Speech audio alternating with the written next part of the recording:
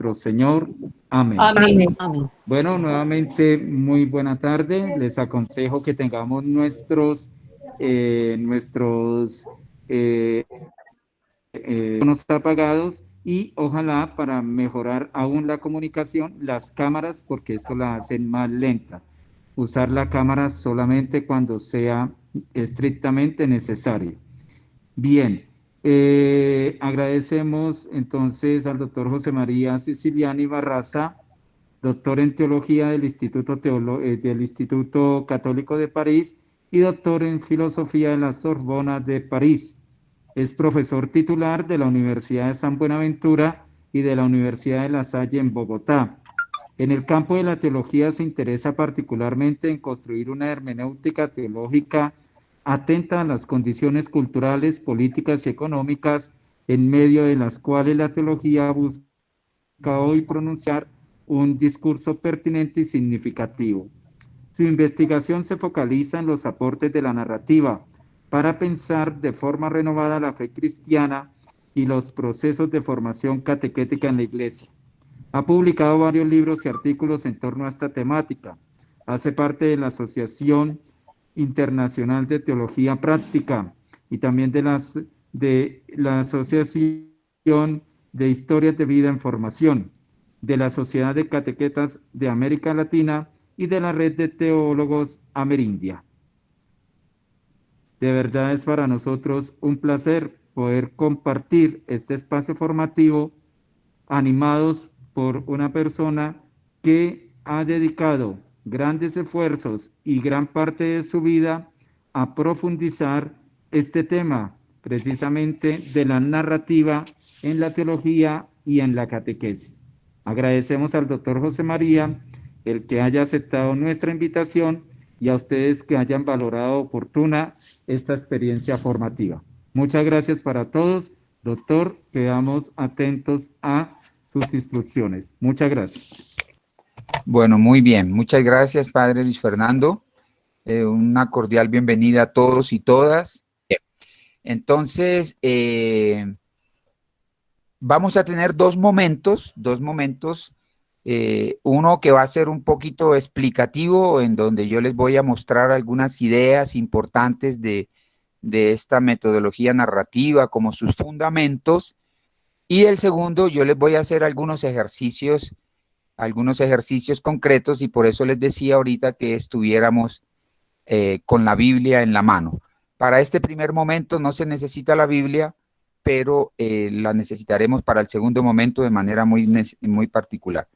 Bueno, entonces, la catequesis narrativa, yo quisiera primero decirles que es un modelo catequético antiguo.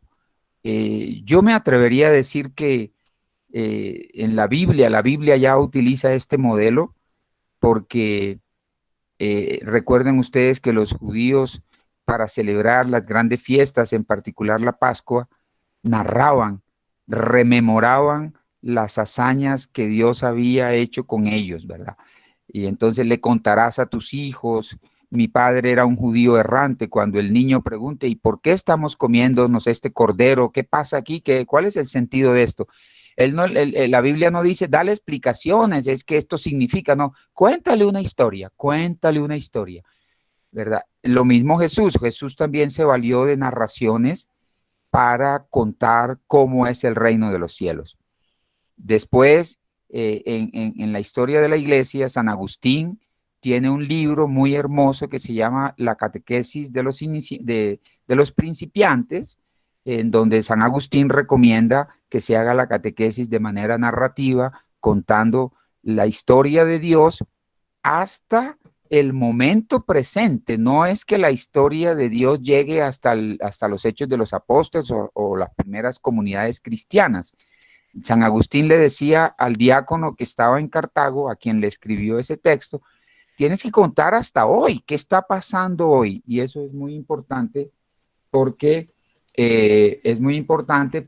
ustedes verán que aquí me están diciendo que levante la cabeza porque no me ven bien, ¿vale? Voy a poner unos libros y voy a subir el micrófono entonces. Bueno, entonces ahora sí. Entonces, después en la historia de la iglesia En la Edad Media hay una manera de anunciar el Evangelio conocida con el nombre de los exempla. Es el plural de exemplum, que quiere decir ejemplos. Y se trata de historias que contaban los grandes predicadores medievales, ¿verdad? Particularmente los dominicos y los franciscanos, las órdenes mendicantes del siglo XIII, y ellos contaban historias y hay unas colecciones inmensas hoy de libros, de ejemplos y unos grandes estudios sobre ese arte de anunciar el Evangelio contando. En la modernidad vienen autores muy importantes como San Alfonso María de Ligorio, que siempre que comentaba algo sobre la Virgen y cualquier predicación comentaba algo, contaba una historia, ¿verdad?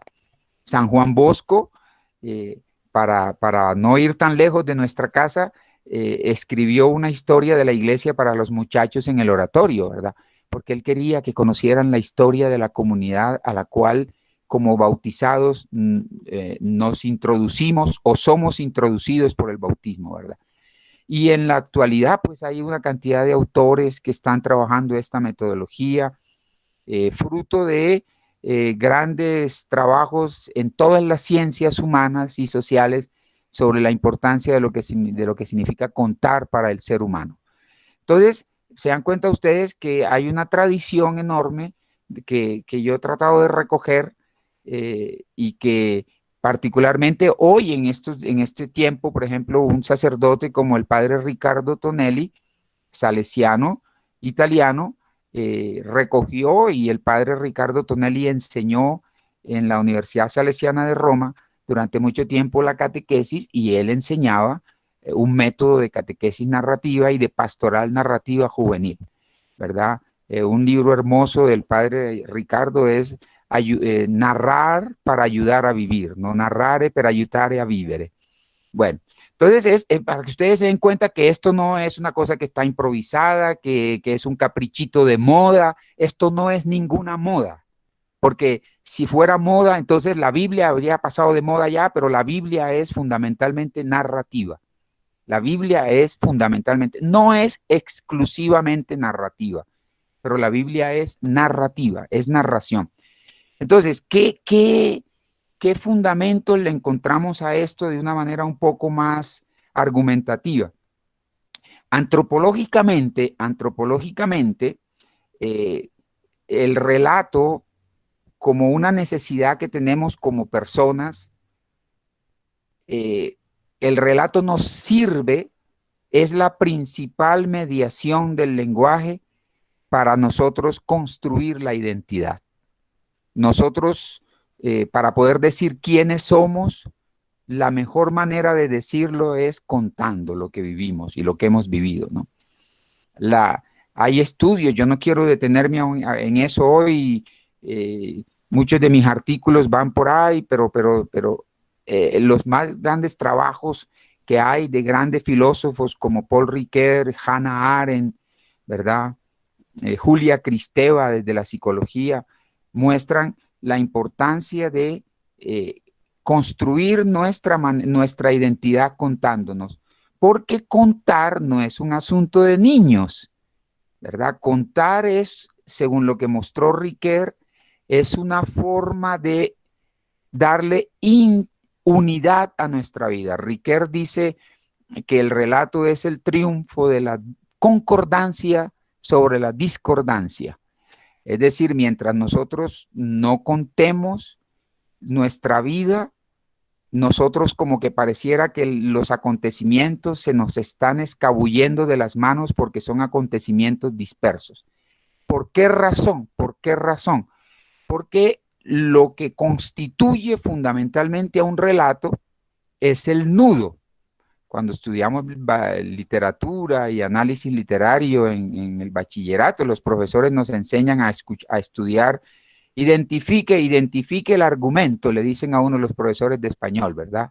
El argumento, la trama, el nudo, el problema alrededor del cual se articula todo el conjunto de acciones, los personajes y los espacios y los tiempos, ¿verdad? Entonces, el nudo que Ricoeur estudió tan juiciosamente en la obra de Aristóteles, le hizo ver a él que lo que constituye un relato es esa capacidad de anudar los acontecimientos alrededor de una trama que intenta con el conjunto de acciones resolver el problema y jalona las acciones hacia un fin determinado. Entonces, la estructura del relato, que es lo que puso en evidencia Riquer de manera prodigiosa en 3 volúmenes de un texto que se consigue en internet, pero que no les aconsejo que lean porque es como chupar a serrín, ¿verdad? De lo cansón que es. Tiempo y narración, ¿verdad? Riquer se mostró que nosotros convertimos el tiempo de nuestras vidas en un tiempo humano porque somos capaces de narrarlo, porque somos capaces de contarlo. Gracias al relato nosotros unificamos nuestra vida.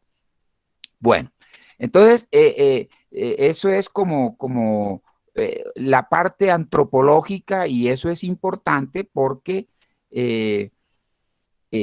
lo que es antropológico es también profundamente teológico, ¿no? Por un principio que ustedes recuerdan de los padres medievales, que dice que la gracia supone la naturaleza.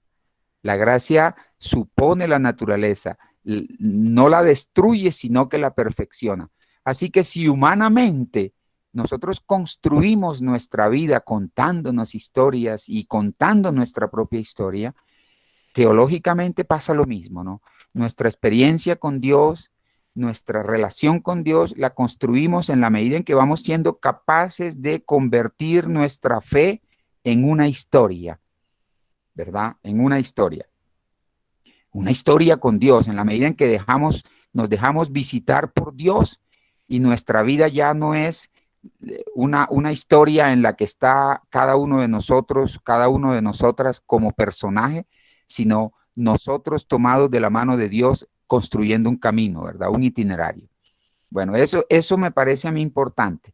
Ahora, otro aspecto importante de esta metodología catequética desde su punto de vista de sus fundamentos es el siguiente.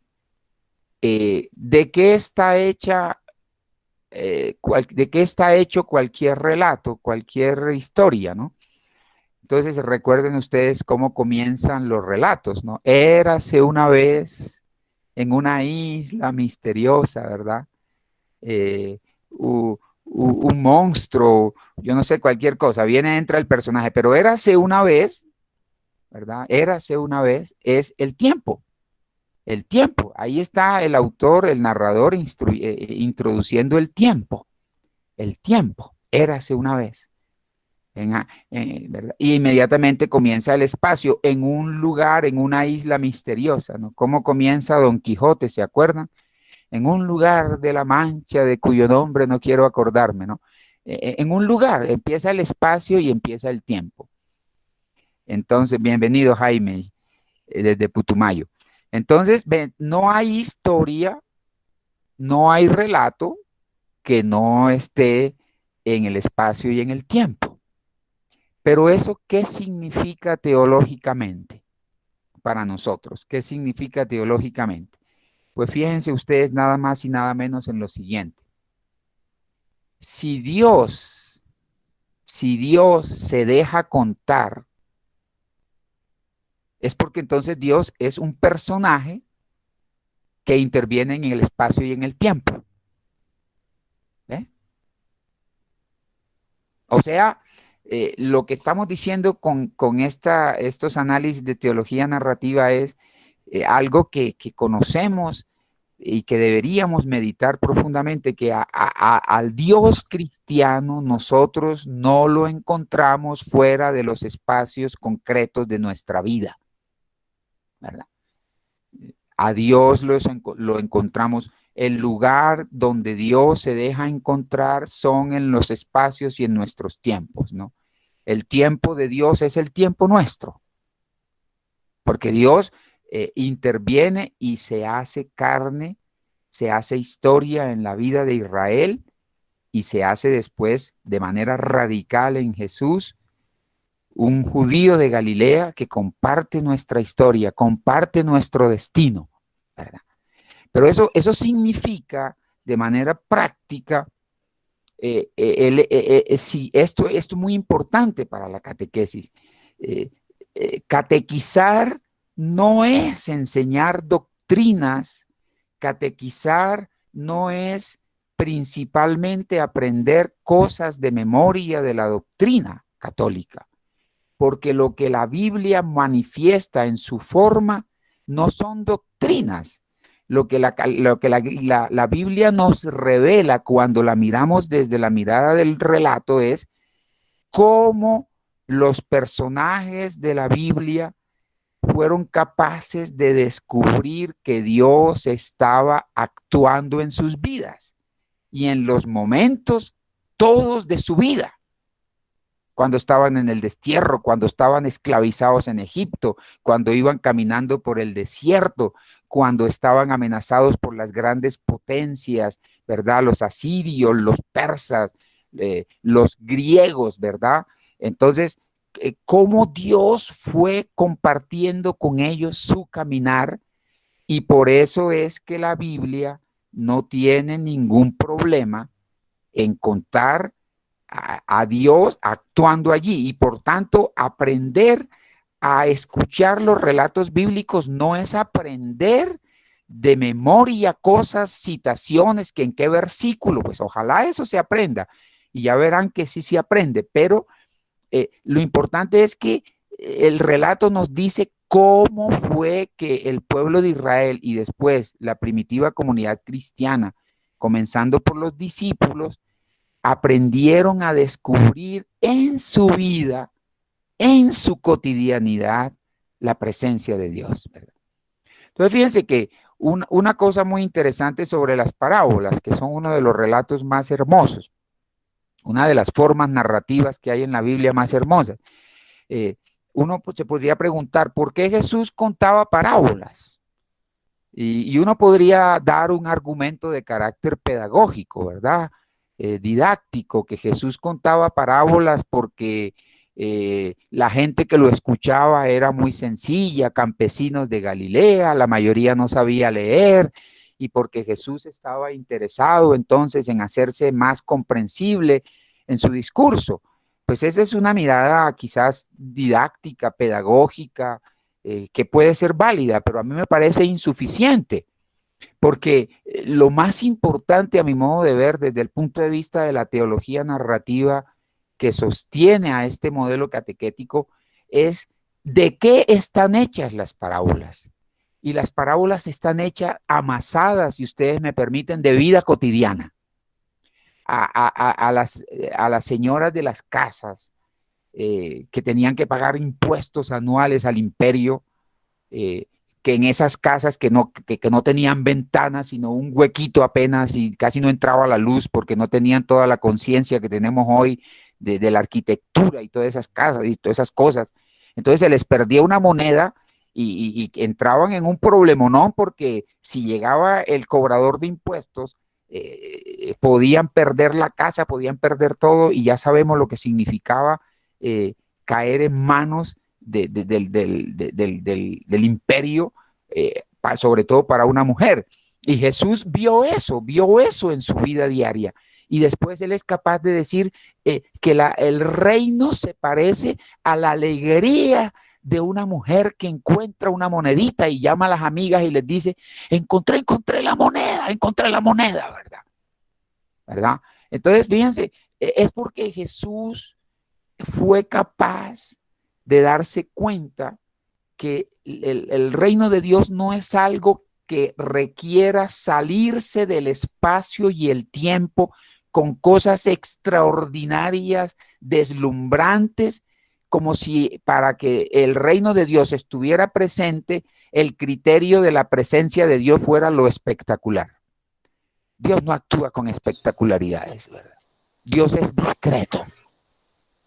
Y es en la discreción, si ustedes me permiten, en lo grisáceo de la vida cotidiana, donde tenemos que aprender a descubrir y enseñar a descubrir a los otros la presencia de Dios. Enseñar, por eso cuando uno empieza a hacer un modelo de catequesis narrativa, lo que empieza es Cuéntame, como dice Bárbara Andrade, esa teóloga brasilera que ya murió, cuéntame tu experiencia de Dios, pero tu experiencia de Dios no puede ser cuántos metros subiste del piso por un éxtasis. Es como tú descubres que Dios está actuando en tu vida y cómo vas sintiendo, ¿verdad? Porque dice San Agustín en uno de los comentarios a los salmos que se llaman las enarraciones, que, que decir la fe es contar nuestra propia vida. Entonces, ustedes se dan cuenta las consecuencias eh, de lo grávido que está llena, esta teología está llena frente a una cantidad de problemas que tenemos, como por ejemplo la separación entre fe y vida, la separación entre cultura y fe, que el Papa Pablo VI señalaba como el drama de nuestra iglesia en el siglo XX, que es la separación entre fe y vida, ¿verdad? Y que sigue siendo, a mi modo de ver, un problema tremendo. Hay muchas cosas que decir. Yo quisiera señalar unas dos más antes de empezar con las cosas prácticas. La siguiente cosa que quiero señalar es la cuestión bíblica. Se dan cuenta que todo el tiempo estoy con la Biblia. Yo no he mencionado para nada el catecismo. Y no es que yo esté en contra del catecismo.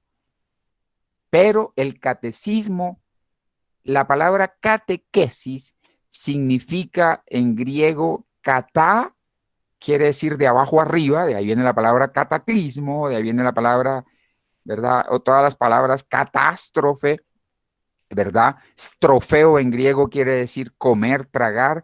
Una catástrofe es algo que se traga todo de dentro, ¿verdad? Revolviéndolo. Y catequein viene de catá y de eco, ¿verdad? Hacer eco desde dentro, pero desde el principio de los padres de la iglesia, ¿verdad?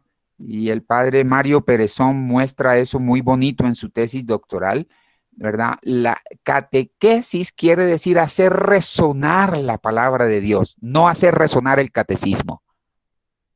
El catecismo es un suplemento para profundizar quizás en la catequesis permanente, pero tenemos que volver a darle la centralidad a la palabra de Dios, porque dejar el catecismo es un desafío tremendo para pasar de una catequesis conceptual y memorística a una catequesis experiencial, histórica, que nos demanda a nosotros desafíos mayores.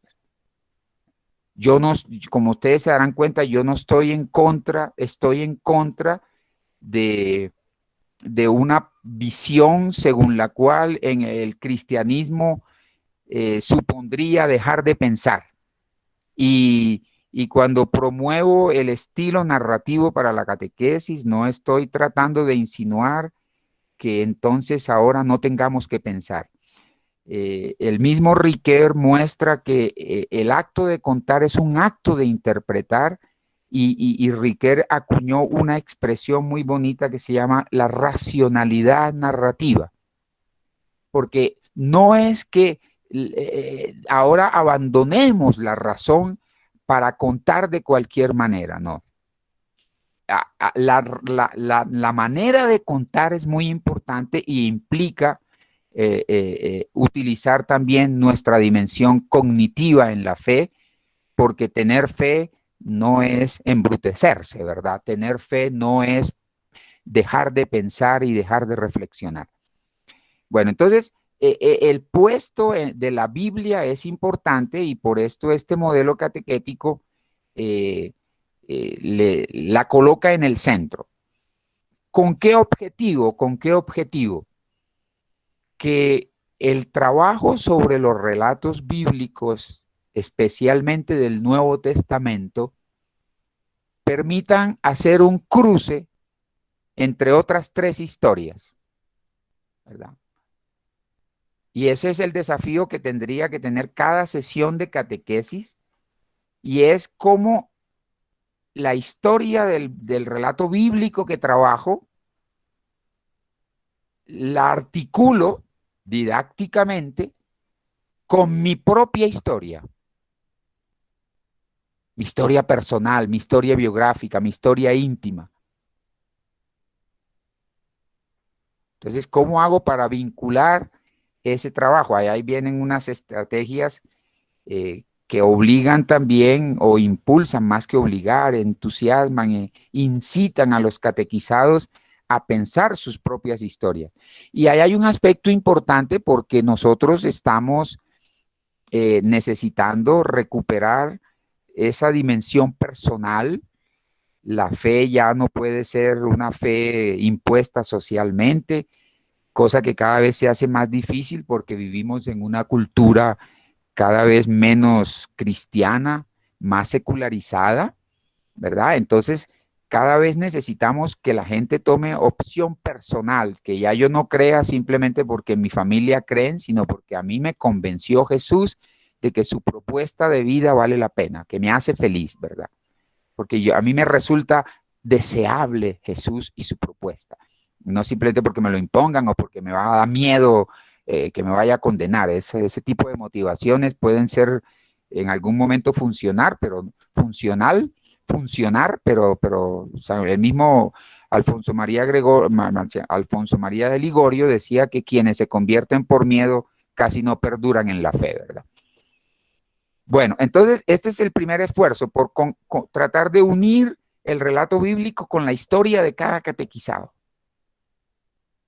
Yo les voy a poner un ejemplo sencillo trabajando el relato de Zaqueo, ¿no?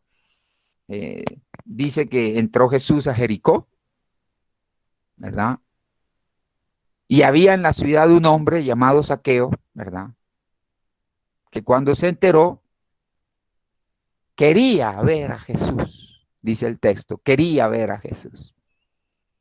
Ya viene todo el relato después, porque era un pequeño de estatura y no podía ver, entonces él se preparó y como la gente no lo dejaba ver porque era muy pequeño, entonces se adelantó y tal. Pero ven, uno de los ejercicios que a mí se me ha ocurrido para ir haciendo esta articulación es, por ejemplo, que es un estudio muy interesante de la manera como hay que buscar estrategias para articular. A mí se me ocurrió decirle a la gente en Bogotá que está haciendo esto en la cartilla que ya estamos construyendo la tercera etapa con el padre Manuel José Jiménez, y es, bueno, ¿qué es lo que deseas ver tú? ¿Qué deseas? ¿Qué deseas, no? Entonces se nos ocurrió, bueno, ¿y por qué no hacemos un poquito una línea del tiempo de los deseos de cada uno? ¿Qué fue lo que yo deseé cuando tenía 5 años? ¿Qué era lo que yo quería? ¿Qué quise? ¿Qué deseé cuando tenía 10? Cuando era adolescente, ¿qué deseé? Cuando tenía 30, ¿qué fue lo que deseé? ¿No? Estamos trabajando con catequesis de adultos aquí en estas cartillas. Les he mandado a través de Diego la cartilla de los principios que aquí se las voy a mostrar, ¿verdad? Aquí, sí, sí la están viendo ahí, ¿verdad? Ya esa cartillita ya se las mandé.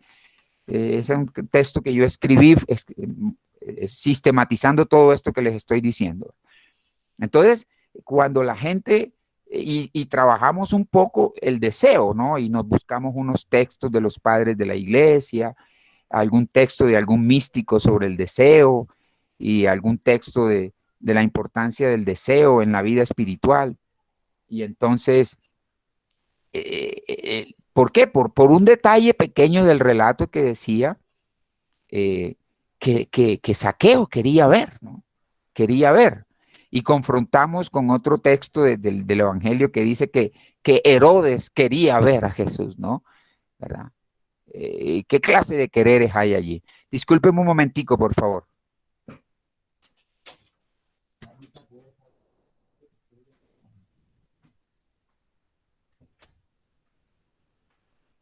Bueno, Aprovecho el espacio para recordarles a todos, por favor, dejar sus datos en el chat. Muchas gracias. La cartilla la enviaremos a los correos electrónicos luego del webinario. Muchas gracias. bueno, entonces después viene el tratar de hacer una conexión entre el relato bíblico, no ya con la historia personal, sino con la historia social, ¿no? ¿Ve? nosotros, el Papa Francisco, en el documento sobre la santidad, ¿no? Gaudete Exultate, creo que se llama. ¿Cómo es que se llama? Si alguien se acuerda el nombre exactamente el texto sobre la santidad del Papa Francisco, ¿verdad? Si alguien lo sabe.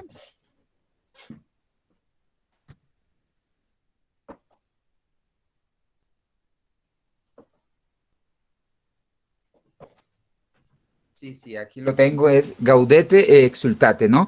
El Papa Francisco en este texto, en esta exhortación apostólica sobre el llamado a la santidad en el mundo actual, hace una observación muy tremenda, y es que hay un retorno de un cristianismo privatizado, eh, indiferente al sufrimiento de los demás, y que solamente quiere hacer de la espiritualidad cristiana, como lo dice un teólogo español, una especie de baño de María emocional, ¿no?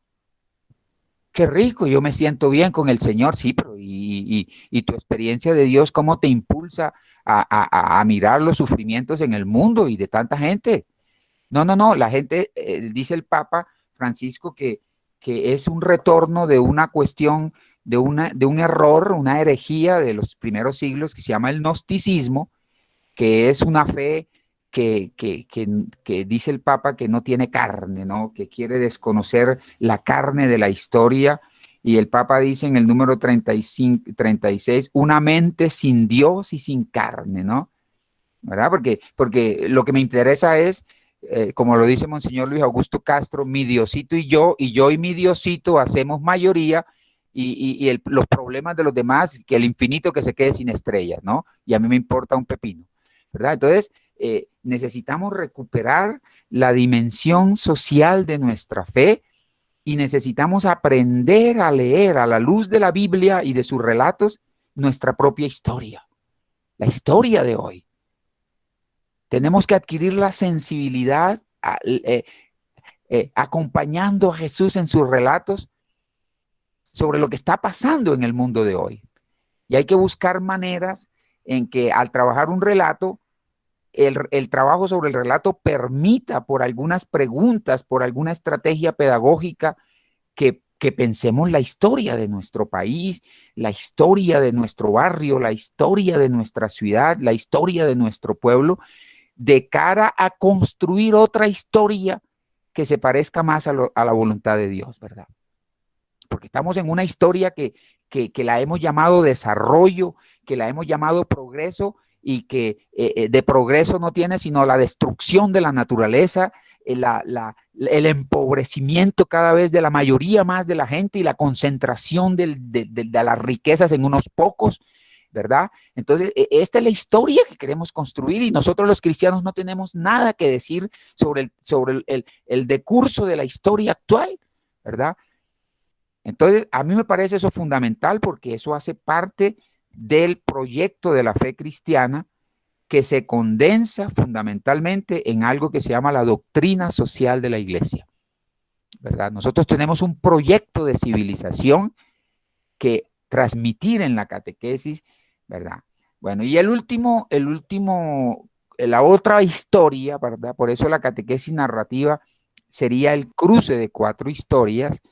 Es una catequesis que te acoge en el corazón y en el seno de la iglesia, y si tú no conoces a tu familia, tú no la amas, ¿no?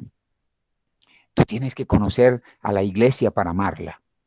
Y desafortunadamente la iglesia no tiene muy buena fama en este momento, cada vez hay muchos escándalos y mucha cosa, pero eso es una mirada muy superficial, ¿verdad? Y en muchos casos muy interesada, pero resulta que esta iglesia tiene 20 siglos de santidad.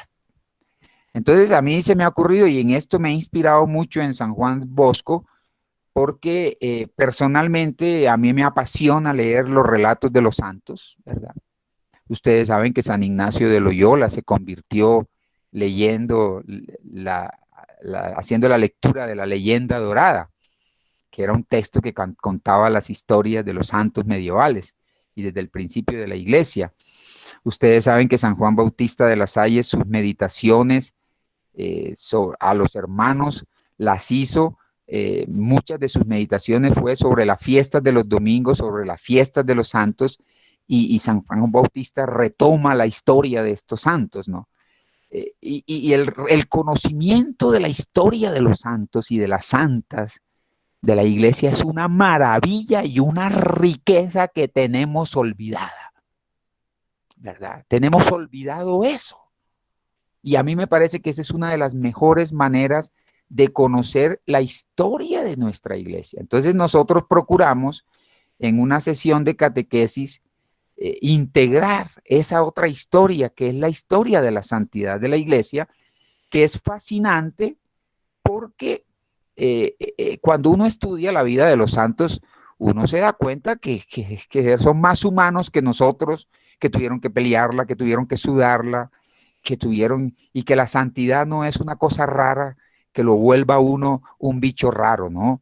Que lo vuelva a uno un extraterrestre insensible, incapaz de dificultades. Yo no sé si ustedes saben, pero una vez a San Jerónimo, que estaba en Belén traduciendo la Biblia, le dijeron que San Agustín había escrito un texto donde le decía que él no estaba muy de acuerdo con la interpretación que había hecho San Jerónimo, ¿no? Y las cartas están allí, y a mí mi profesor de historia de la iglesia me las mostró, y yo después las tengo por allá en mi biblioteca, y San Jerónimo le mandó una carta a San Agustín que le había dicho: mira, yo quisiera saber por qué tú interpretas eso así y tal. Y el bendito San Jerónimo le dijo, no entiendo por qué el mosquito del África se contradice al león de Belén. Y fue madre, qué pretencioso, ¿no? Pero es San Jerónimo, diciéndole a Agustín el mosquito de África, ¿no? Fue madre, pues esos son los santos. Esos son los santos. Hay que ver las cartas que le escribió San Juan Bautista al hermano Drolán, que estaba en Roma, por estar enseñando latín. ¿A usted quién le dio permiso para estar estudiando? ¿Qué es lo que está creyendo usted? Hay que ver las cartas, ¿no? De los santos. Eso es una maravilla. Uno deja de tener a los santos como unos santurrones pendejitos que ay, sí, todos bobalicones, ¿no? No. La santidad está amasada de humanismo, está amasada de luchas. Y con esto voy a terminar. Voy a terminar diciéndole lo siguiente, miren, no hay relato si no hay un problema. No hay relato si no hay un problema que resolver. Con eso comencé al comienzo y con eso voy a terminar. Esto significa que Dios se enreda en nuestros problemas, en la pasta nuestra de la que estamos hechos. Él sabe que somos barro, ¿no? Y Dios no le tiene miedo al barro. El padre Benjamín González Vuelta dice que tendríamos que aprender a descubrir la transparencia del barro.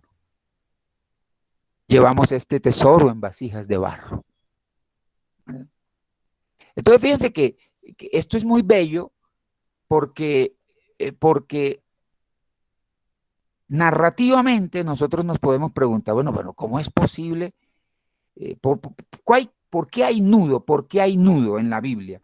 Si uno quisiera preguntar cuál es el meollo del nudo del relato bíblico, ¿cuál es? ¿Cuál es el meollo? ¿De qué está hecho el nudo bíblico gracias al cual hay relato? Y Riquer lo describe así. Riquer es un filósofo francés. Él era de la Iglesia Reformada de Francia, pero era un profundo creyente, ¿no? Era cristiano. Y Riquer dice, y tiene unos estudios sobre las parábolas, y hasta dando clases en Estados Unidos, lo invitaban a la Iglesia Reformada de Estados Unidos y predicaba. Y Riquer dice en un texto que el nudo del que está hecho la Biblia es la voluntad invencible de Dios por salvarnos y la testarudez humana de no de querer dejarse salvar por Dios. Entonces fíjense que hay nudo porque hay una tensión entre el amor invencible de Dios y la testarudez testarudísima del ser humano a no dejarse guiar por Dios. Pero por eso hay nudo, por eso hay nudo. Y donde hay nudo, teológicamente significa que hay pecado. Porque hay una resistencia contra Dios. Entonces por eso la Biblia cuenta los pecados. Y por eso la Biblia no le da miedo contar el alboroto sexual que le dio a David viendo a la mujer de Urías, ¿verdad? Con quien tuvo relaciones sexuales y después manda matar a Urías y decimos palabra de Dios. Pero ¿cómo va? ¿Cómo así que palabra de Dios? Un relato tan terrible, palabra de Dios. Y después yo estoy cogiendo casos y a manera muy adrede, ¿verdad? Dos viejitos verdes que ven a una muchacha que la Biblia nos dice en el libro de Daniel que se llama Susana y como que era muy chusca y muy bonita y ellos eran los jueces y hacían y deshacían en Israel. Y entonces los jueces dicen, bueno, te tienes que acostar con nosotros, ¿no? Y no, yo no me acuesto con ustedes.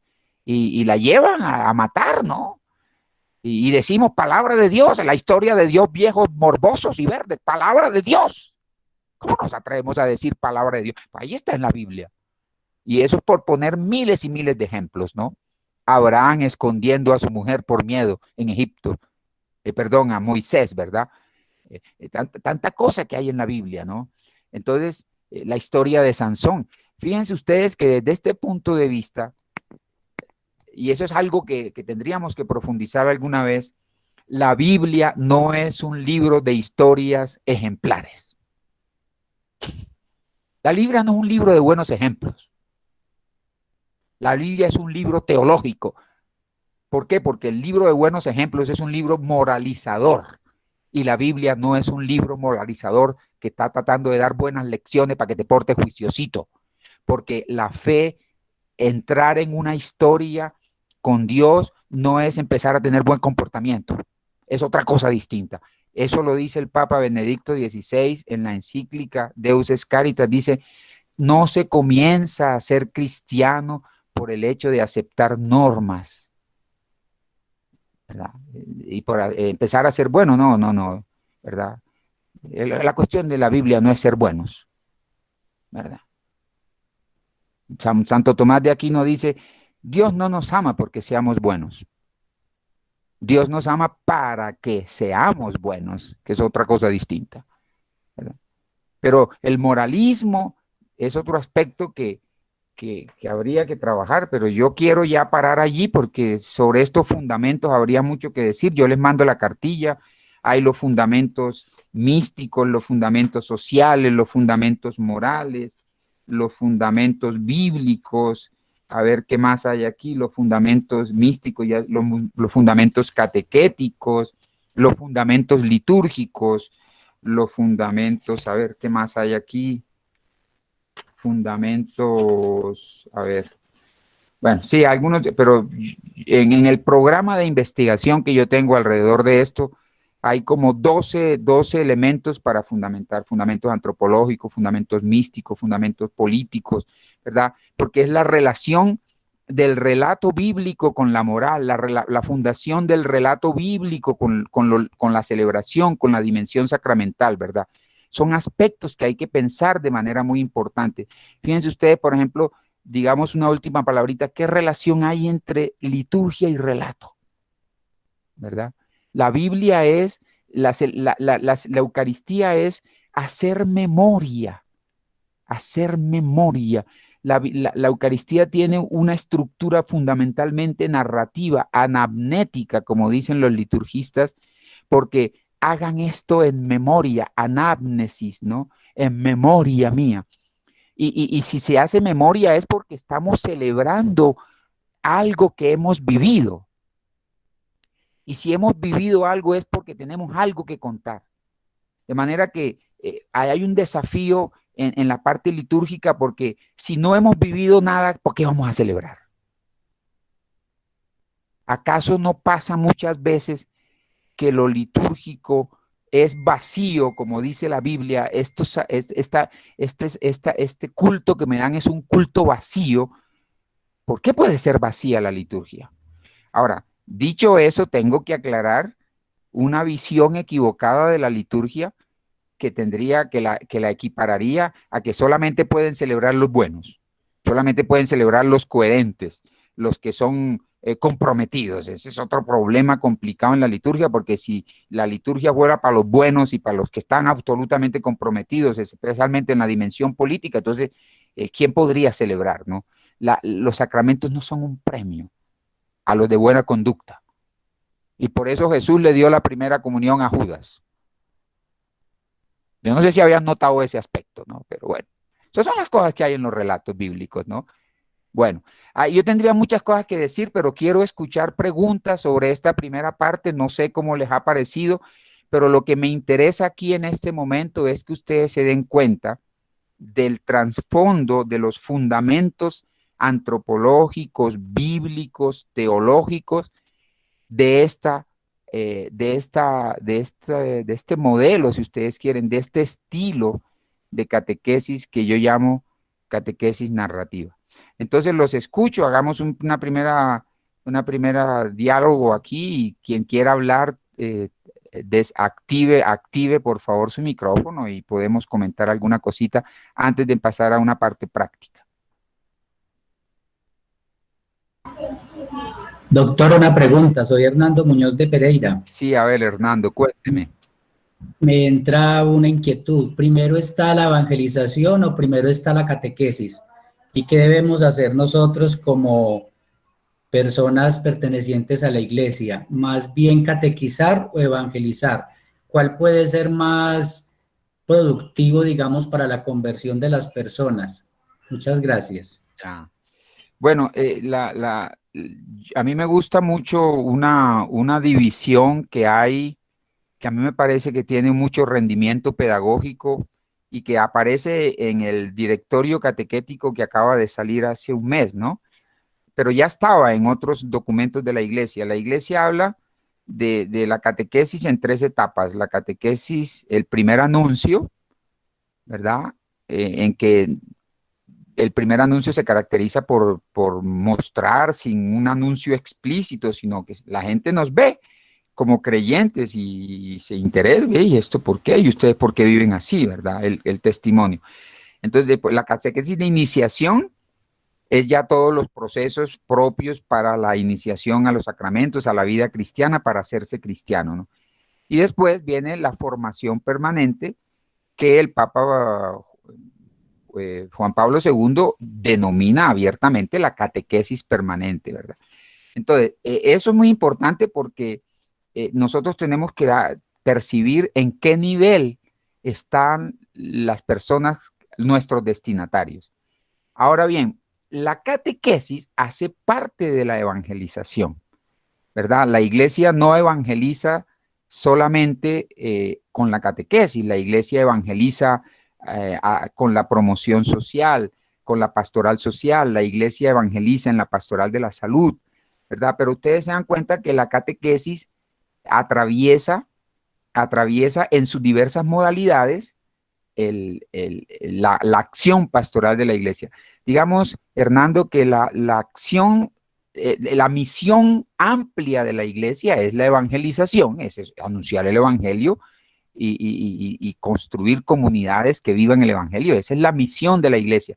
Pero esa misión se realiza en muchas formas, en la pastoral familiar, en la pastoral con los enfermos, en la pastoral con los jóvenes, y allí es donde, dependiendo del nivel de formación que tengan las personas, nosotros podíamos estar en un nivel de primer anuncio, porque esas personas no han conocido. El Monseñor Luis Augusto Castro tiene un libro que se llama Llevar a Jesús en el automóvil, sobre la necesidad del primer anuncio, pero podemos darnos cuenta, ¿no? Estas personas ya conocen a Jesús, pero resulta que no se han confirmado, bueno, quieren el matrimonio, en fin, entonces viene una catequesis ya de iniciación a un sacramento y de profundización. o no, ya están y necesitan es profundizar la fe, madurarla.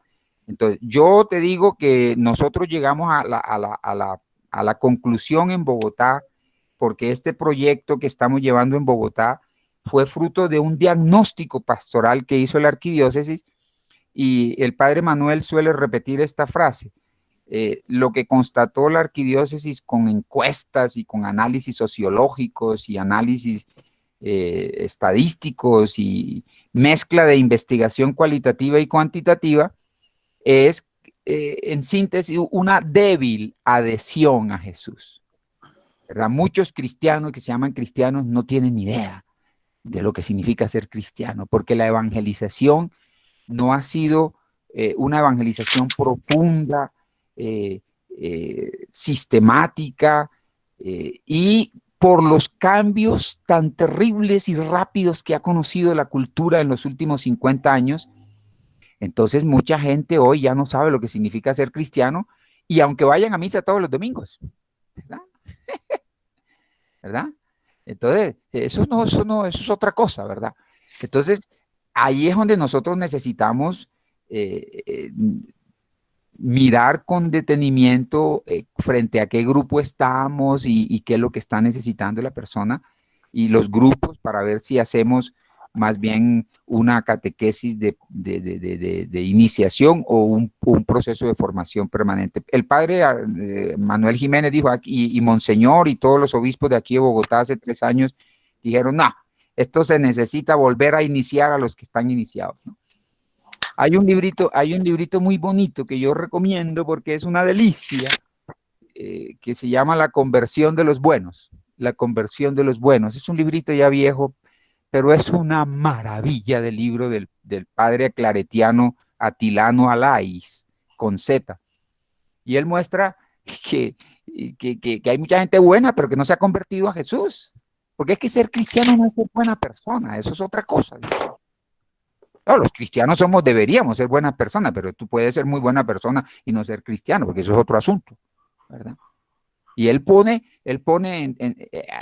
es un gran pedagogo de la pastoral juvenil y muestra con ejemplos narrativos cómo muchos de los grandes santos, Santa Teresa de Ávila, San Francisco de Asís, vivieron la verdadera conversión, que es la que andamos necesitando nosotros. Pero bueno, no me atardo más, espero haberte dado respuesta. ¿Alguna pregunta más? Sí, señor. Sí, a ver. Muy buenas tardes, doctor. ¿Cómo está? José Luis Angarita, coordinador de la pastoral de la institución educativa distrital Chuniza Fámaco, en el barrio Usme. Esto queda en la localidad Quinta, acá de Bogotá. Yendo para Villavicencio, ¿no? Yendo para Villavicencio, sí, señor, allá un poquito de frío. Bueno, bueno, la pregunta concreta es la siguiente, haciendo pues un breve análisis así por encima del nuevo directorio general de la catequesis, aunque no lo he terminado de leer todo, me surgía esta interrogante: ¿cómo pasar de la centralidad de los contenidos como tal a un encuentro realmente auténtico con Cristo, que nos permita también indudablemente involucrar a las familias? Bueno, estamos en este momento difícil de la virtualidad y que las familias están obviamente asumiendo un rol protagónico en la educación, no solamente pues de colegios, sino también de la educación de la vida espiritual. ¿Cómo poder asumir entonces este reto? Pasar de la centralidad de contenidos a un encuentro auténtico con Cristo. No, es una pregunta apasionante, te agradezco por ella. Pues ese es el desafío, que tenemos. Yo espero que ahora con el ejercicio puedas tú sentir un poco cómo se pasa, ¿no? Una pista, por ejemplo, una pista que tenemos nosotros en Bogotá. Nosotros no hablamos de temas. No, que hoy vamos en la sesión de catequesis a estudiar la resurrección. No, nosotros evitamos temas. Por ejemplo, no. Nosotros escogimos orientados, porque ese trabajo lo hicimos con algunas personas que que trabajan un modelo de catequesis muy interesante, que es la catequesis del buen pastor, que se apoya mucho en la pedagogía de María Montessori, ¿verdad? Entonces, con la directora aquí en Bogotá, en varios diálogos, llegamos a la conclusión de que en vez de hablar de temas, hablábamos de anuncio. ¿Cuál es el anuncio para hoy? Y nos dimos a la tarea de que los anuncios fueran, mujer, vete y no peques más. Mujer, ¿qué quieres? ¿De qué iban hablando por el camino? ¿Verdad? Mujer, tu fe te ha salvado. Joven, levántate. Joven, levántate y anda. Eso es lo que. ¿Cuál es el tema? No vamos a ver ningún tema. El anuncio que tenemos para hoy para meditar, ¿verdad? Empezar por cambiar de un lenguaje conceptual a un lenguaje narrativo. Es uno de los elementos de respuesta a esa pregunta tuya súper clave, pero que recoge lo esencial, ¿no? ¿Cómo pasamos de una catequesis conceptual a una catequesis experiencial que involucre nuestra vida, nuestros sentimientos, ¿no? Nuestro ser, nuestras convicciones, ¿verdad? Porque en la Biblia, ¿por qué narra? Porque a la Biblia no le interesa saber quién es Dios. La Biblia lo que le interesa es contar lo que acontece cuando alguien deja hablar y deja entrar a Dios en su vida. Eso es lo que es la Biblia. La Biblia no da conceptos sobre Dios. Claro que hay algunas partes donde sí hay, pero en general la Biblia no es un libro metafísico, sino un libro histórico. ¿Qué sucede en una persona, en una comunidad, en un pueblo, cuando deja entrar a Dios en él, ¿no? Ahorita espero que tú te des cuenta que un poquito el ejercicio que hacemos en una catequesis narrativa ayuda mucho a hacer eso, ¿vale? Gracias, Bueno, doctor Manuel. una pregunta, gracias a ti por tu pregunta. ¿Alguien más? Sí, yo quisiera hacer una pregunta. Sí, a ver, adelante. Vale, bueno, muchas gracias. Mi nombre es Galvani Carrillo, de Chinchiná, Caldas, y pues es un comentario, profesor José María, respecto a que para mí es completamente evidente la fuerte experiencia que como sociedad estamos viviendo con la pandemia. Y quiero solamente compartir que cuando yo me conecto con mi papá y mi mamá a ver la misa los domingos por internet, a mí me duele en el corazón como muchas homilías de muchos sacerdotes no hacen una mención directa a esta experiencia tan intensa y dolorosa que estamos viviendo. Entonces, digamos que me parece muy hermoso su enfoque respecto a que la fe y la vida real, concreta que estamos en el día a día viviendo tienen que estar conectadas. Y yo siento como una invitación muy fuerte en estos días a decir, bueno, ¿qué me está diciendo o qué nos está diciendo Dios como sociedad, como país en medio de esta pandemia, que es algo pues tan fuerte y que coincidencialmente en este momento nos está afectando a todos como sociedad? Ese es el comentario, muchas gracias. Mira, unir lo propio ustedes recuerdan aquí lo que uno de los concilios más importantes de la historia de la cristología es el concilio de Calcedonia, ustedes recuerdan, en el año 451. Y la definición que dijo ese concilio sobre qué es lo que pasa en el misterio de la persona de Jesús o de Jesucristo, la definición de Calcedonia es que en Jesús lo humano y lo divino están unidos sin separación, sin confusión, sin mezcla y sin división. Son palabras textuales de la definición dogmática. Pues esto es un enredijo, esa cosa. Sin separación y sin mezcla. Sin confusión, pero sin división. ¿Cómo así eso qué quiere decir? 800 años después, en 1951, se reunieron todos los grandes teólogos que después fueron los grandes expertos del Concilio Vaticano II, a Karl Rahner y todos esos grandes monstruos de la reflexión teológica del siglo XX, Y ellos dijeron, bueno, ¿y cómo entendemos eso de Calcedonia, no? Y ellos dijeron, pues Calcedonia es un comienzo. ¿Un comienzo de qué? De la reflexión sobre el misterio de Cristo, que es, el misterio de Cristo no es sino cómo se une lo humano con lo divino. Y resulta, mi querido, que tú te quejas que los sacerdotes no sean capaces de unir el evangelio con los dramas de la pandemia y todo eso. Pues no te asustes, porque es que eso no ha sido fácil en la iglesia, ¿verdad? Y no es fácil decir una palabra, porque una palabra fácil decía Dios sería, Dios nos está mandando castigos, ¿verdad?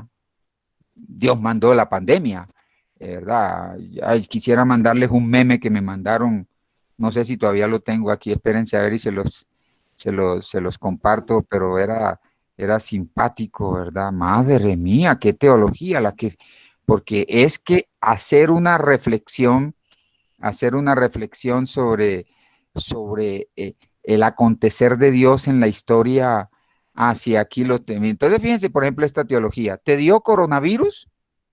Entonces, va como una especie ¿cómo decir?, de esquema ahí, ¿no? Con flechas y líneas verticales y líneas, las flechas hacia abajo. ¿Te dio coronavirus en forma de pregunta? Sí. Dios te va a sanar.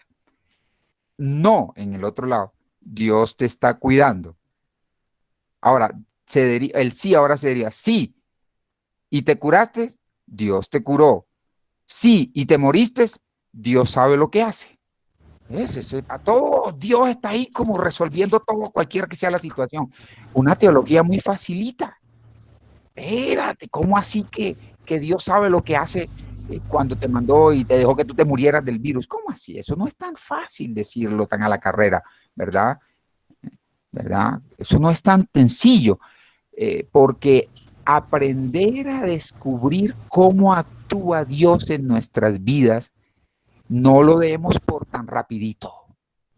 No vayamos tan rápido sobre eso, porque podemos caer en actitudes mágicas. De ahí la importancia de meditar y de estudiar con cuidado los relatos bíblicos, porque los relatos bíblicos no tienen nada de mágico. Cuando nosotros somos capaces de ver la manera en que narra la Biblia la forma de actuar de Dios en la vida de los pueblos de Israel, de Abraham, de Sara, de Débora, de Jeremías, de la samaritana, de la mujer que padecía flujos de sangre. Cuando nosotros vemos cómo fue que actuó Dios ahí, es que empezamos a salir de mentalidades mágicas. Pero como no nos han enseñado a frotarnos con el evangelio y nos han puesto doctrinas, nosotros no entendemos cómo es que tenemos que aprender a descubrir. ¿Y por qué la Biblia tiene que ser otra vez el centro? Porque leyendo la Biblia aprendemos cómo fue que Israel aprendió a descubrir y de qué manera a través de la narración aprendemos que Dios actúa en nuestra vida. ¿Ven? Porque en el fondo la narración no es una cuestión de cuenticos. La narración es una cuestión teológica porque nos dice cómo es que Dios actúa en nuestras vidas. Y esa es la pregunta. ¿Realmente está Dios presente con nosotros? Yo no sabía que Dios estaba aquí, dijo Jacob, ¿verdad? Y dice lo mismo Jonás. Yo te conocía solo de oídas, pero ahora sé que mi Redentor vive. ¿Y cómo fue que descubrió Jonás que Dios estaba con él? En medio de semejante traumas que vivió, hasta la lepra. ¿Cómo fue que lo descubrió? ¿Verdad? ¿Cómo es que se cree en Dios cuando se sufre? ¿Verdad? Entonces hay que ir a los relatos, no hay que estudiar tanta doctrina, hay que mirar y sumergirse en los relatos a poder decir eso. Pero como no hay tiempo para hacer esto, y porque queremos que todo sea rapidito, y queremos números en la iglesia, y no gente que se haya verdaderamente convencido, porque se haya frotado con el evangelio, entonces pues tenemos cristianos de rapidito, ¿verdad? Cuando yo fui a bautizar, algunos de ustedes me han dicho padre, yo no soy padre, yo soy padre de familia, pero cuando yo fui a bautizar a mi hija, ¿verdad? Me fui a una parroquia de Bogotá y el padre me dijo, bueno, profe, bueno, señor, usted necesita traer a su hija el próximo sábado una charlita de 45 minutos y si quiere, pues la bautizamos a la media hora en la misa de 6. Y el señor no me conocía a mí, ese párroco. Y yo le dije, padre, ¿y usted por qué vende tan barata la gracia? ¿Cómo así? ¿Cómo así? La gracia no se vende, me dijo. Y dije, pues usted sí la está vendiendo muy barata, padre. Me la pone muy fácil. Padre, ¿y usted cree que entender el evangelio es cuestión de una charlita de 45 minutos? Eso es lo que nos pasa a nosotros, ¿no? Porque también hemos caído el, el- el escritor y místico jesuita Carlos Vallés, ¿no? Que vive en la India, ¿no? Que fue compañero de Tony de Melo. Tiene un librito muy lindo y una reflexión sobre el problema de los números en la Biblia y en la iglesia, ¿no? Se nos olvidó que el evangelio es una cuestión de formar auténticos cristianos y adultos que sean capaces de fermentar. Pero a nosotros se nos metió la piquiña de que tenemos que ser la sopa y no la sal de la sopa. Y Jesús dijo que éramos la sal, y la sal era poquitico. Y no porque seamos los mejores, ¿no? Pero se nos metió que teníamos que ser masa, ¿no? Y masificar, y bautizamos echándole agua bendita a un montón de gente que no tiene ni idea de lo que significa ser discípulo de Jesús, ¿no? Porque entonces así llenamos estadísticas, ¿no? Hay un desafío, o sea, son problemas graves que tenemos que afrontar. Pero bueno, yo no quiero hablar de todos los problemas de eso ahora, quiero simplemente ya pasar a la parte práctica, ¿vale? Entonces tengo una última pregunta, ¿puedo hacerla? A ver, una última pregunta, a ver. Pues el reto viene siendo la articulación entre la historia bíblica y mi propia historia. Sí. En parte, es una dimensión como porque personal. tiene que también ser el reto de la historia bíblica con la historia social y la historia bíblica con la historia de la comunidad creyente, con la historia de la iglesia a la que tú entras como cristiano. Porque no puede haber... Para hacer... Sí, pero sigue la pregunta, ¿no? Para hacer la vivencia, o sea, para poder transmitir el conocimiento, sí, mira, para poder transmitir el conocimiento, sí. Yo debo partir como de algo muy personal, de una vivencia personal. Ciertamente. Yo me encuentro en un contexto bastante secularizado, vivo en Montreal, encuentro personas de todas las culturas. Sí. Entonces, no necesariamente mis vivencias son entendibles por otras culturas, ¿sí? Entonces, ¿cómo hacer el límite entre lo que es mi vivencia, lo que quiero transmitir y lo que de verdad, pues a nivel de la iglesia es como el fondo, ¿sí? Me da como miedo, como no tener el límite muy claro de hasta dónde puedo llegar y no ir a confundir en vez de, pues, por querer dar una vivencia o un punto de vista como personal. Ya, claro, usted se sitúa en un ambiente de un país absolutamente distinto a Colombia. Yo tengo allá un gran amigo que practica la escritura de la autobiografía espiritual en Montreal, ¿verdad? Él es profesor de la Universidad de Montreal. A ver, claro, la vivencia que yo tengo que compartir como creyente es la vivencia de haberme encontrado con Cristo, pero ¿yo qué hago cuando la gente no quiere saber de hablar de Cristo? Cuando la gente es alérgica, cuando la gente tiene reacciones contrarias hasta negativas y prevenciones. ¿Qué hago? O cuando la gente es indiferente, o cuando si yo empiezo a hablar de Cristo, la gente me dice, no, nosotros no queremos que nos hables de eso, ¿no? Es la experiencia que tuvo Pablo.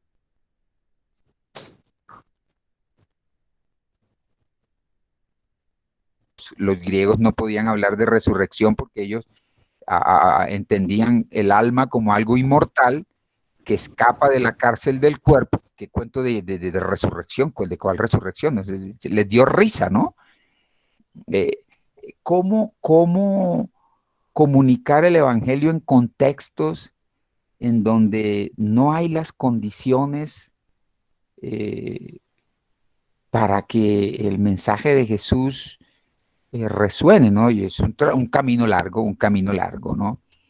Mire, su merced, yo voy a permitirme comentarle algo porque su pregunta es demasiado complicada, pero permítame contarle un poquito cómo comenzó la evangelización, cómo comenzó la evangelización en Europa, según lo que cuenta Pablo en los Hechos de los Apóstoles, pues lo que cuenta Lucas a través de Pablo, ¿no? Yo no me acuerdo era el nombre de la ciudad, pero Pablo dice que cuando ellos atravesaron Asia y pasaron Europa, ¿verdad? En el libro de los Hechos de los Apóstoles, ellos fueron a buscar a las personas y entonces Pablo dice, bueno, ¿Pablo qué dice? Nosotros fuimos a donde supimos que se reunían. Fíjese que ese lema del Papa de salir, una iglesia en salida, ¿no? Entonces dice Pablo que el texto, tal como lo narra Lucas, dice que ellos se acercaron, fueron hasta allá y dice que se sentaron. Y en la narración todos los detalles son importantes. ¿Qué significa sentarse? Ponerse en el plano del otro. Para escuchar, para conversar. Y dice Pablo, y dice el texto, trabamos conversación. El texto no dice que trabaron conversación sobre Cristo. Trabaron conversación.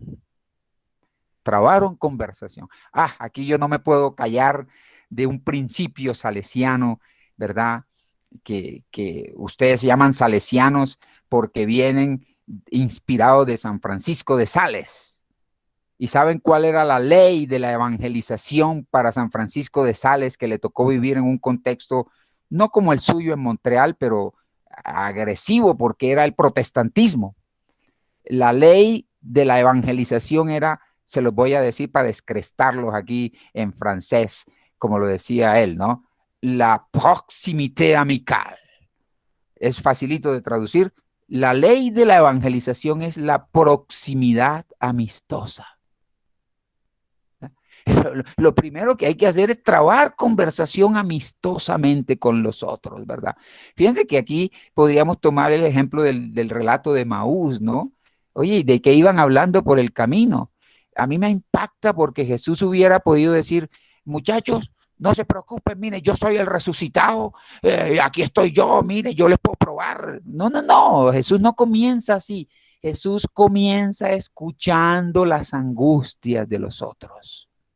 La proximidad amistosa, ¿verdad? Y ustedes me lo pueden recordar, ¿no? Amar lo que ellos aman para que ellos amen lo que nosotros amamos. Pero si nosotros no somos capaces de amar lo que ellos aman, porque nos asusta lo que aman, porque nos parece rarísimo que amen eso que aman, porque, uy, qué pecado, qué muchachos tan horribles, ¿cómo se le ocurre amar eso? Pues ahí estamos ya fregados, ¿verdad? Estamos fregados, ¿verdad? Entonces, no, yo creo que en unas culturas como esas, esta ley de la aproximación amistosa cuenta mucho y poder ser capaz de entrar en contacto. Yo creo que eso es lo que hizo Jesús al encarnarse, ¿no? Conoció nuestra propia humanidad y desde dentro empezó a anunciarnos el evangelio. Pero bueno, es una pista. Quiero pasar ya a la parte práctica porque se nos va acabando el tiempo, ¿vale? ¿Sí? ¿Les parece? Otro día volvemos a hablar de muchas cosas, ¿vale? ¿Les parece bien? Sí, señor. Sí, señor. Abran sus Biblias, por favor. Sí, señor. Y vamos a empezar a escarbar. Es la palabra que a mí me encanta porque una catequesis es escarbar un relato bíblico. Escarbar, ¿no? En una sesión de catequesis que generalmente nosotros solicitamos que no sea de más de 15 personas porque ya se complica, ¿verdad? Lo ideal son 12 personas, máximo 15. Se crea un ambiente, el animador ha tenido el cuidado de invitar, cuando las personas van llegando, si les puede ofrecer una agüita aromática, un tintico. Estoy hablando de catequesis de adultos, ¿no? Entonces lo hace, tiene las sillas dispuestas, hay un ambiente que es importante crear, la palabra de Dios en el centro, puesta abierta en el texto que se va a trabajar, con una Biblia bonita en una mesa o en algo bonito, sino sobre una silla que no tenga espaldar en el centro. Hay una acogida calurosa, de bienvenida. La persona que recibe ha hecho oración y ella misma ojalá con otra persona, ha hecho el ejercicio que va a ponerle a hacer al grupo de hacer la observación del relato bíblico. Aquí, en este campo de la espiritualidad, grábense esta frase de un gran teórico de la educación y un gran pedagogo que se llama Fernando Vázquez, colombiano, que dice: profesor, catequista, maestro, es aquel que ha hecho primero la tarea. Si no has hecho la tarea, olvídate. Entonces él los invita, les dice: hoy vamos a trabajar este anuncio, y lo repite, y les dice: abran sus Biblias y vamos a leer todos. Entonces yo les pido el favor, ahora se me olvidó a mí, ayúdenme por favor alguno. Creo que es Mateo 8, 14, 15. Si no, Mateo, sí lo anoté. Busquemos todos Mateo 8, 14, 15. Y vamos a tratar de profundizar ahora en este momento, ¿verdad? Vamos a tratar de profundizar en esto. Se levantó y se puso a servirle. ¿Vale? Entonces le pido a alguno que, si quiere leer en voz alta, activando su sonido, y que nos lea esos dos versículos. ¿Quién quisiera leerlo? Yo. Bueno, gracias. ¿Quién dijo yo? Mayra Martínez. Omair. Bueno, Omaira, por favor. Entonces dice, del Evangelio según San Mateo.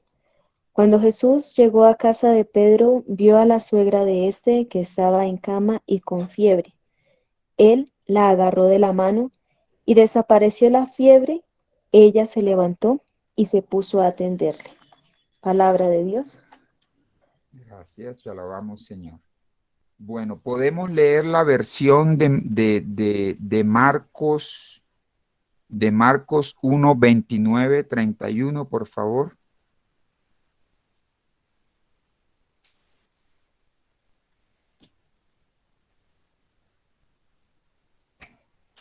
Marcos 1, versículo 29, 30 y 31.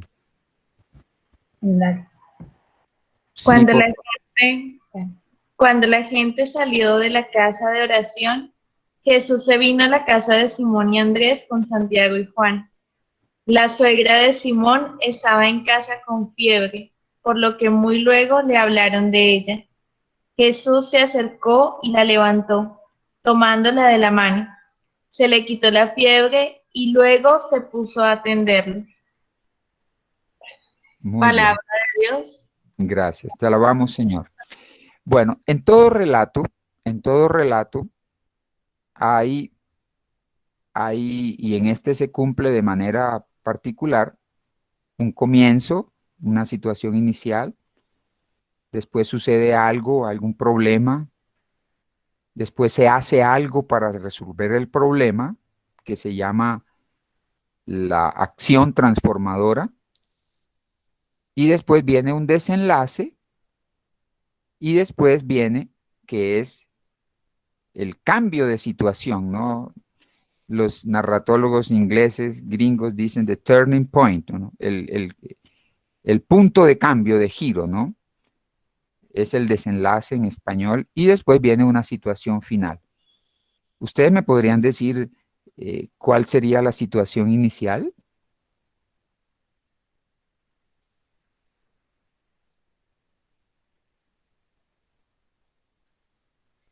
Jesús que llega a la casa de Pedro. Cuando salió. Salió de la... Sí, sí. Hablen y cortan ahí mismo la pronuncien lo que quieran decir. Ojalá me digan su nombre. Carlos, digo que la situación inicial es esto y cierro, ¿vale? José Luis, Marta Medina. A ver, José Luis, y después sigue usted, Marta. Jesús toma la iniciativa. Ya, bueno, procuren decirme sencillamente la situación inicial. Por ejemplo, aquí es lo que dijo la persona que intervino antes, sale de la casa de oración o sale de la sinagoga. Eso es parte de la situación inicial, ¿estarían todos de acuerdo? Sí, cuando Y salió, Sí. de la sinagoga. Sí, señor. Bueno, ahí hay una descripción de un lugar, Jesús sale de la sinagoga. Nos presentan a dos personajes, ¿cierto? Santiago y Juan. Y hay un desplazamiento, sale de la sinagoga y se va ¿para dónde? Para la casa de Simón y Andrés. Andrés, ya tenemos ¿cuántos personajes entonces? 4. 5 con 4 Jesús. personajes, 4. ¿verdad? Jesús, Andrés, 5 con Jesús. Bueno, 5 con Jesús, ¿no? Claro, salió de la sinagoga, 5 con Jesús. Excelente observación, ¿verdad? Entonces ahora tratemos de identificar el nudo, ¿no? El nudo tal vez está en el versículo 30. ¿Estarían ustedes de acuerdo? Sí, la suegra de Simón está en cama con fiebre. Bueno, Ese fíjense, sería el nudo. el Mire, nudo hay, y pueden decirme algo del nudo, ¿qué observan en el nudo? Que el problema es que la suegra tiene fiebre. Pero además, Se lo dijeron a Jesús. no, todavía no. Recuerden, Está en cama. Está en Está cama. en cama, sí. está en ¿Dónde está la cama. suegra? Ojo, además que es la Está en suegra, cama. es una señora. ¿Ven? Lo importante del detalle, vuélvanse niños, se trata de una señora, está en cama, tiene fiebre, pero no nos dicen cuántos grados de fiebre tiene, ¿no? No, está en fiebre. En esa época no tenían termómetro, ¿no? ¿Verdad? Bueno, muy bien. Ahora, También sería ¿cuál es? importante resaltar el hecho de que él la vio. ¿Sí? Dice, vio Atención, a la suegra. No, pero vamos entonces, fíjense que vamos por partes, porque ahora la acción transformadora en un relato es todo aquello que se hace para resolver el lío. Entonces, tenemos la situación inicial, él sale de la sinagoga, se va con Santiago y Juan hacia la casa de Simón y Andrés. O sea, hay 5 hombres que entran a la casa, bueno, por lo menos entran 3. Suponemos que Simón y Andrés estaban en la casa o estaban con ellos y se fueron, eso no lo dice el texto. Y al entrar, la suegra de Simón estaba en cama con fiebre.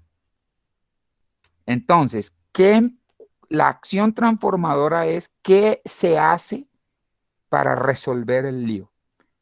Yo quiero que me digan a ustedes los verbos que ustedes identifican como parte de la acción transformadora que nos va a llevar hacia el desenlace. Se acercó. Marta Le Medina. dieron, Dijeron. agarró, tomó y levantó. Tomó, ¿verdad? Le hablan de ella, se acercó, tomándola de la mano, la levantó. También escuchar, porque si le hablaron de ella es porque él escuchó. Bueno, seguramente él escuchó, pero el texto no lo dice, ¿verdad? Pero esa es una intervención muy interesante porque eso es una de las cosas que ya vamos a ver en la Biblia. La Biblia tiene, y toda narración hace que de alguna manera nosotros nos volvamos activos porque él, por ejemplo, no nos dice que abrieron la puerta, que atravesaron la puerta. ¿Por qué? Porque el narrador supone que todos sabemos que para entrar a una casa tenemos que pasar por la puerta. Eso es lo que Humberto Eco llamó la enciclopedia del lector del relato, que va llenando los vacíos o los gaps, y entonces el narrador no tiene que contarle todo porque cuenta con su colaboración, ¿verdad? Y eso sucede cuando leemos, vamos llenando. Por eso las películas a veces nos decepcionan porque la manera como nosotros nos imaginamos cada uno de acuerdo a la manera de entender una casa, la idea que tiene. Cuando el director de cine lo plasma en un cine, no coincide con la imaginación nuestra y nos sentimos decepcionados, ¿verdad? Bueno. Yo digo algo. Dígale. También de pronto salta todos esos hechos narrativos de lo cotidiano, porque eran familiares, o sea, tenían ya una familiaridad, existía un contexto de amistad, ya había una construcción afectiva. Bueno, eso es muy bonita su intervención, pero si usted me oyera a mí con los cursos de formación, usted ahora va a oírme una cantaleta mía que es: atengámonos a lo que dice el texto. No estoy diciendo que lo que usted diga sea falso, ¿no? Pero el texto no lo dijo, y si el texto no lo dijo, pues por algo será que no lo dijo. ¿Vale? Es muy importante esto. Esa intervención que usted acaba de hacer es muy importante, porque la tendencia que nosotros tenemos es a colmar el texto con lo nuestro. Y un primer ejercicio de la catequesis narrativa es escudriñar el texto y respetar lo que él nos dice, ¿vale? Porque venimos siempre cargados con nuestras preocupaciones, con nuestra cultura, y eso no está mal. Pero eso a veces se nos vuelve un obstáculo para dejar hablar al texto, ¿vale? Bueno, entonces tenemos, le hablan, ¿verdad? Le hablan, un verbo, se acerca, miren, podríamos comentarnos, Jesús se acerca. Uno podría preguntar en la misma línea que usted acaba de hacer la intervención, bueno, y es que Jesús no vio a la persona enferma, ¿dónde era que estaba? ¿Dónde sería que estaba? ¿Por qué tuvieron que hablarle? Bueno, pero eso no lo importa, el texto no le importa, eso es perderse en aquello que al texto no quiso resaltar, y no vale la pena que nos perdamos en ese tipo de disquisiciones, ¿verdad? Entonces se acercó, ¿verdad?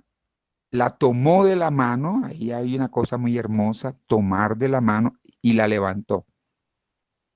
La tomó de la mano primero y la tomó. El desenlace sería justamente ese, ¿no? La fiebre la dejó, ¿cierto? ¿Estaríamos todos de acuerdo que ese es el desenlace? La dejó la fiebre, ¿no? Sí, señor. Bueno, Sí, señor. ahora fíjense ustedes, una de las cosas que le ayuda a uno a escarbar el texto es comparar la situación inicial o el nudo con la situación final.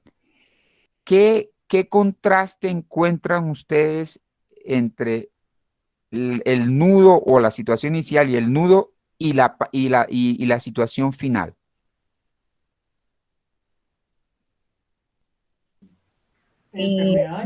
Uno de los contrastes que encuentro es que ella estaba inmóvil, estaba en cama, y después, ya después de que se resuelve, entonces ella se pone a atenderlos, a servirles. A servirles, ¿verdad? Y ahí hay una cosa distinta en lo que tú dices, ¿no? Porque ustedes, ¿qué pueden relacionar en el versículo 31b, a partir de la palabra la fiebre? ¿Qué cosas relacionan con el nudo y qué cosas aparecen nuevas?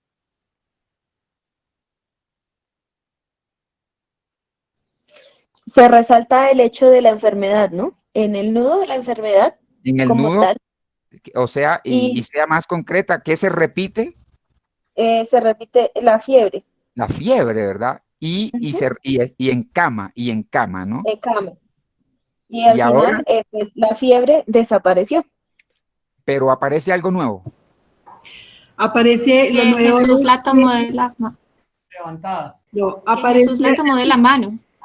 Lo nuevo es que ella se comenzó a atenderlos. Comenzó a atenderlos. Lo nuevo es que ella se pone a servir.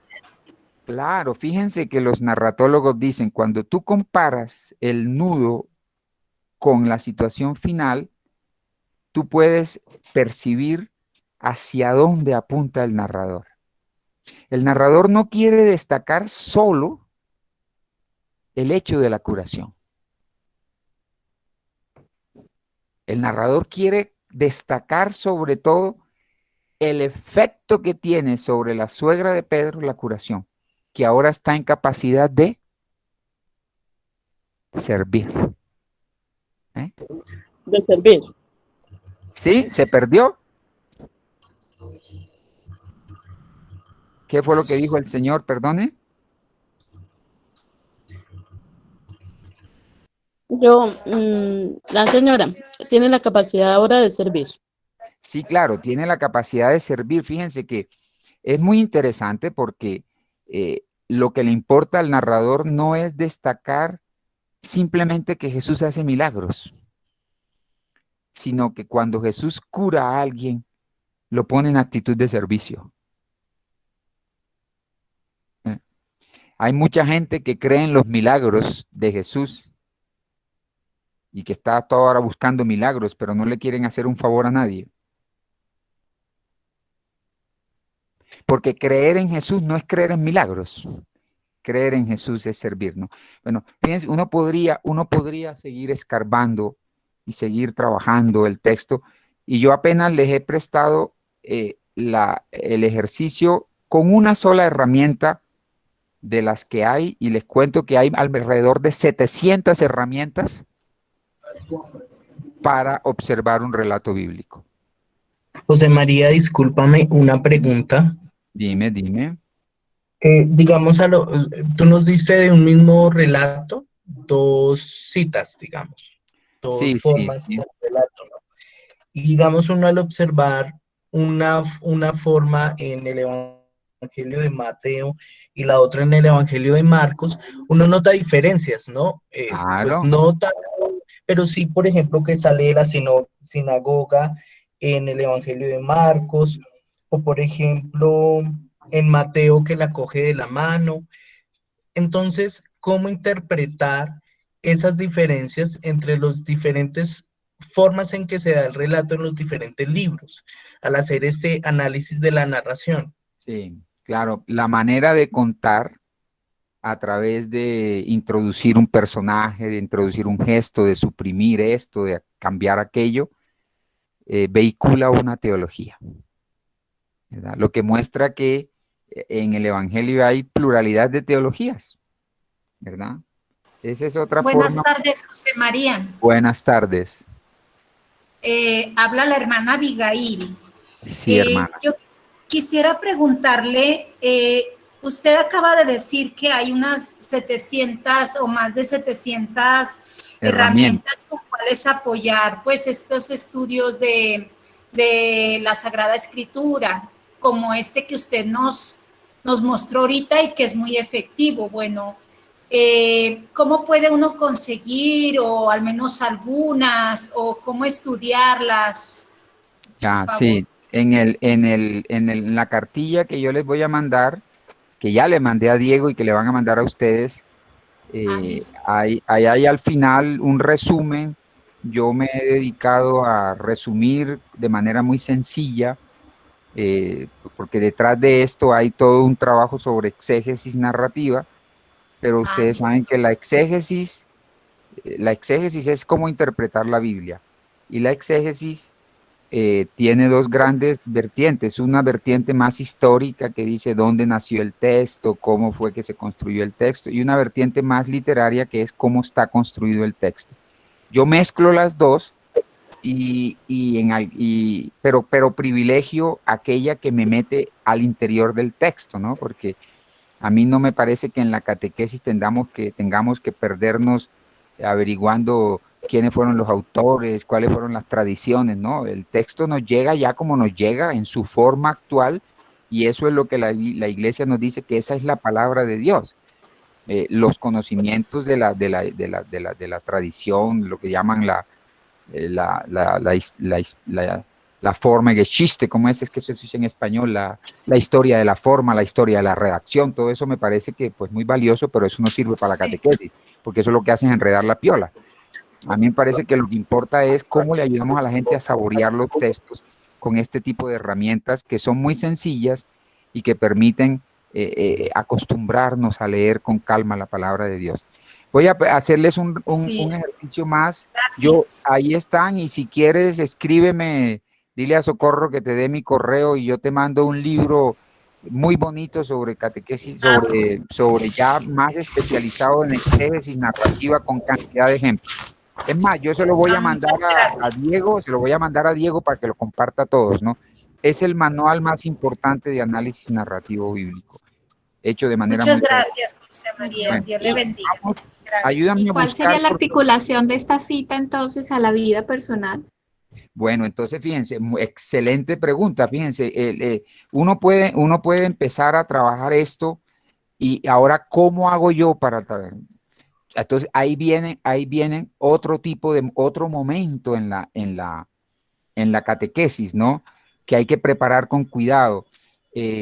Nosotros hemos conocido, podemos contar a alguna persona a la que la haya sanado Jesús, y hasta llegar a poner algún ejercicio, ¿verdad? Que invite, bueno, de qué enfermedades te ha sanado a ti Jesús, por qué tú puedes encontrar que en tu vida tú has alguna vez estado en cama, cómo has sentido tú que Jesús te toma de la mano, cómo has experimentado que tu experiencia de encuentro con Jesús es una acción de levantarte de la postración.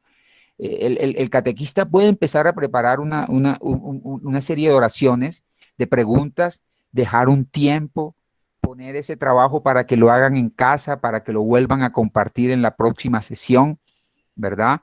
Y así articula, ¿ve? ¿Cómo voy yo proponiendo que este relato, ¿verdad? Ahora, ¿yo cómo lo articulo con la realidad social? Ese es más exigente porque pues, aquí, por ejemplo, ¿qué le está pasando hoy a la gente que está en cama? ¿Qué está pasando con el sistema de salud? ¿Cuál fue el cambio que la ley 100 generó en la salud pública? ¿Por qué se acabaron los seguros sociales en Colombia? ¿Por qué en Colombia cuesta tan caro una prepagada y la mayoría no lo podemos hacer? ¿Ustedes qué dicen? ¿Cuál es la vocación a la que nos invita Jesús, que toma de la mano a los enfermos? ¿Qué significa que Jesús se deje hablar de ahí, que hay gente que está sufriendo en las camas? ¿Qué nos invita a eso a nosotros como cristianos? O sea, ven, ahí viene la creatividad del catequista, pero tiene que ser la vinculación.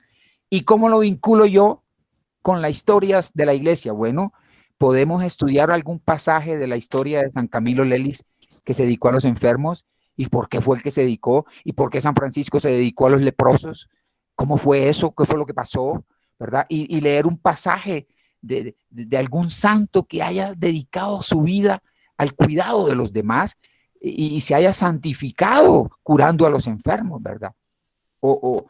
Esa es la manera como se complementaría la lectura de la Biblia con las otras tres historias, ¿vale? Voy a ponerles otro ejemplo para que terminemos porque tengo que irme para otra cosa, ¿vale? No, ya no tengo tiempo de más, Diego, no hay más tiempo, se acabó. Yo no me di cuenta. No te preocupes, José María, nosotros entendemos. José María tiene ahorita una reunión a las 4 en las punto. 4. Entonces, si quieres, puedes ir cerrando y yo daré alguna indicación al finalizar. Sí, no, miren, como ustedes se dan cuenta, esto requiere preparación, esto requiere, ojalá que el grupo no lo anime una sola persona, que no sea por equipos.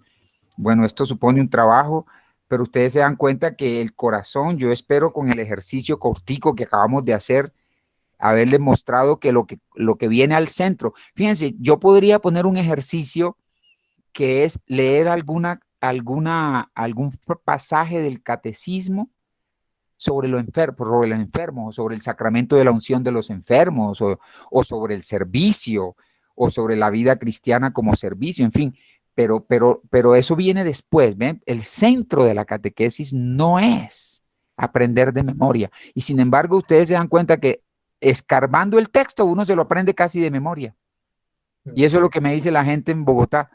No, profe, es que yo ahora sé más Biblia que todo lo que había hecho en mi vida, ¿verdad? ¿Por qué? Porque el escarbar versículo por versículo, y ustedes no se imaginan lo delicioso y se pasan las horas y la gente no se da cuenta. Uy, profe, qué queso tan rico, ¿verdad? Yo les agradezco infinitamente su paciencia en escucharme. Quedo a la orden para cuando quieran otra ocasión, pero me tengo que ir ya. Les mando un abrazo y me encomiendo a sus oraciones y hasta la próxima. José María, muchas gracias de corazón por esta... Muchas gracias, que me bendiga. Muchas gracias por esta intervención. Y muchas gracias. quedamos entonces a la expectativa de poder continuar, ojalá en otra oportunidad, con otro taller que podamos ofrecer para la formación de catequistas en las casas salesianas de Colombia. Entonces, Dios te bendiga, no te quito más minutos, vete a tu reunión. A los participantes les agradecemos por su asistencia. Yo te mando el libro, Diego, te mando el libro de te lo mando. Bien, y seguimos ahora entonces con las indicaciones que Diego nos va a dar sobre los próximos temas que hay para formarnos. Muchas gracias. Diego, entonces si nos das una información sobre el calendario que hay ahorita para la formación. Gracias. Muchas gracias. Muchísimas gracias a todos por participar. La información que les quería compartir un poco es recordarles que aún contamos con algunos webinarios que van a seguir.